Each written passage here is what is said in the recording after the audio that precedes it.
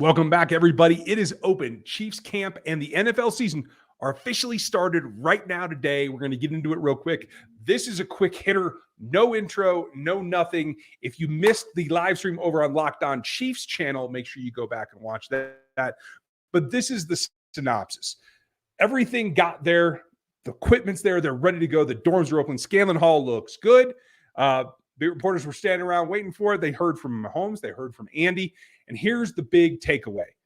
Joe Thuney could play left tackle, but he's not the only option. Andy Reid was very adamant in saying, if Orlando's here, it's great. If he's not, we move on. We move on with the guys that are here. You want to be here, be here. Make up your mind. Now, I think he threw the Thuney thing out there because it's a simple thing, and Joe's an excellent player. I don't think that's what they want to do, but they can. They want to really kind of push Orlando's buttons. I think that the smaller, shorter arm player could be the guy that stands in for him. I think in the end, Andy also said, kind of not held up in the quote as much as the beat reporter should have. Matt Derrick got the whole thing and did say that Andy was like, and we have other options that have been working at the position. That specifically includes Jaron Christian, who got a lot of the one reps in OTAs. I expect to see him out there with the ones when they hit the field. If it's him or Thuney, I think they're in okay shape. We'll see how that works out. But in the end, this was a day, because the veterans haven't reported yet, that will be on the 26th, that they have an opportunity to kind of send a message back to Orlando as well that, hey, if you don't want to be here, we can do this without you. It'll be tough, but we can do it. And I think that is probably just a little bit of the back and forth that has gone on in this process. Now, it's also the fact that you're not going to have Rashad Fenton, Lucas Niang, or Ross to start camp. Now, that doesn't mean that they won't make it by camp. Well, Niang won't. But Ross and Fenton are a different story. Now Niang, I expect him to be back by midseason. You guys have heard me say that a bunch. I see nothing different here. This is not a surprise to me. A lot of folks are starting to get hyped that Lucas might be ready to go by camp last couple of weeks. That was never the case. It was never going to be the case. He's just too big an injury and too big a man to really recover from a patella tendon that quickly. So it's a midseason return is I think, the best case scenario for him. He will be in St. Joe. I think we will see him either training off the field or in the tent on the side, like we see a lot of the consistently injured players. That's okay. They're going to have Wiley and Kennard fight it out, and I think that's going to be a good thing. The important thing is if Orlando gets there, so they don't have to look at shifting guys over. If they shift Thuney, you bring in Allegretti at left guard, and you feel pretty good, unless you have some of like the long-armed guys that are experienced pass rushers that are really good, like, week 2 against the Chargers with Khalil Mack and Joey Bosa. That's going to be a problem. And so you might look at more of a true left tackle at that point, put Joe back at his standard position and roll with it. We'll find out all that stuff as it goes on. But just know that Lucas Niang probably is not going to be back until midseason. If he does anything besides that, it would surprise me, and I'd be very happily surprised. But that's the case. The bigger thing for me is I thought Fenton would be back by now. I thought Fenton had the surgical repair and it had gone well, and they were just resting him in OTAs.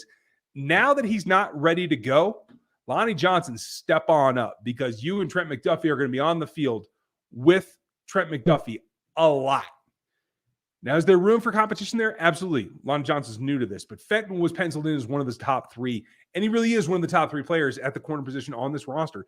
So with him not practicing, it's going to be very interesting from day one to see who's getting the reps in the trio that is the quote-unquote starters at corner. One will be L.J. Snead. The other will be Trent McDuffie. It is not a question. McDuffie showed up, said that he had a head injury, which there was a collision in OTAs, as I understand it, and I'm guessing that was a concussion protocol situation that they had to hold him out. They just didn't make that announcement. Chiefs pretty crafty with their injury announcements. We don't even have it confirmed that Lucas Niang is a patella injury. I just have that from a source that I trust.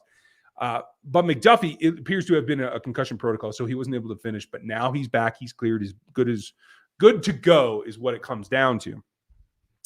The other one is Ross, and I know everybody's got their heart set on Justin Ross. This is a challenge for him. Not being able to practice from the get-go is a challenge. Now, it doesn't mean he can't overcome it. Looks like he did have a surgical procedure to address the foot. I don't know how much of a cleanup it was. I don't know how much of it was really repair, how much was just cleanup. There are a number of things you can do there, but we saw him in the boot last week and on the little trolley thing. Like, okay, that's fine. For him in particular, it's okay if he misses camp. He'll go on the practice squad. He'll have a year to develop, get his body right, and actually have the medical staff really spend a lot of time on him because of his potential. And I think that's great.